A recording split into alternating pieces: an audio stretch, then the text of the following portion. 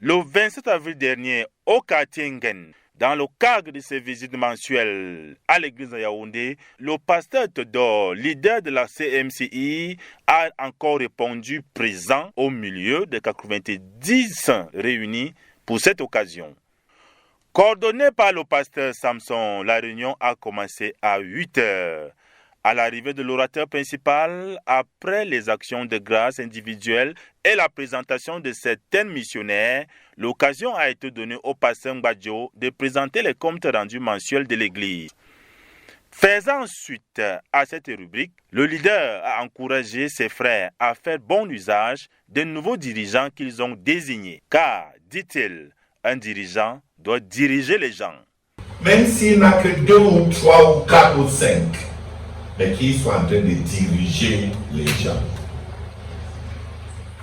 Sinon, on n'appelle pas quelqu'un dirigeant qui ne dirige personne.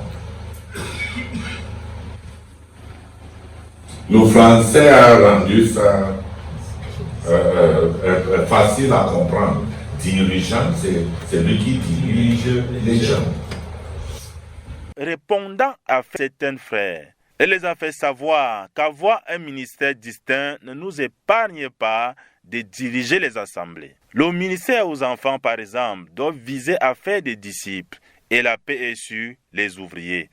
Chaque PSU doit fonctionner comme une école de la connaissance et du service de Dieu. Il a clôturé ce point en encourageant les ministres aux enfants à porter véritablement dans leur cœur non seulement leurs propres enfants, mais les enfants des autres qu'ils encadrent. Après le résumé de son message, donné en mars dernier parlant du leadership établi par le travail dur, il est revenu sur le fait que c'est le travail dur qui va établir l'émergence de certains dirigeants. Car le leadership par nomination est très limité. Dans 1 Roi au chapitre 11, verset 28, il a présenté Jéroboam comme un autre dirigeant qui a émergé par le travail dur. On a besoin que les dirigeants émergent à Yaoundé, a-t-il insisté. Il faut un corps de dirigeants qui a émergé pour diriger une méga-église qui va être conséquente pour la vision, a-t-il martelé. Après la lecture de la Bible dans Actes au chapitre 1, verset 12 à 15, Actes chapitre 20, de verset 1 au verset 6, il a démontré que presque toutes les méga-églises sont caractérisées par un corps de dirigeants distincts où chacun a des ministères et des profils distincts.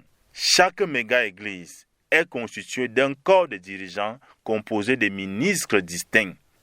Rassemblez donc les gens qui n'ont pas pesé par leurs actes et par leurs performances, ce n'est pas bâtir une équipe, a-t-il conclu. C'est à 13h47 que l'orateur a quitté la salle pour l'étape qui précède son départ pour Bertois. Yves Njana, Yaoundé, pour la RTBC.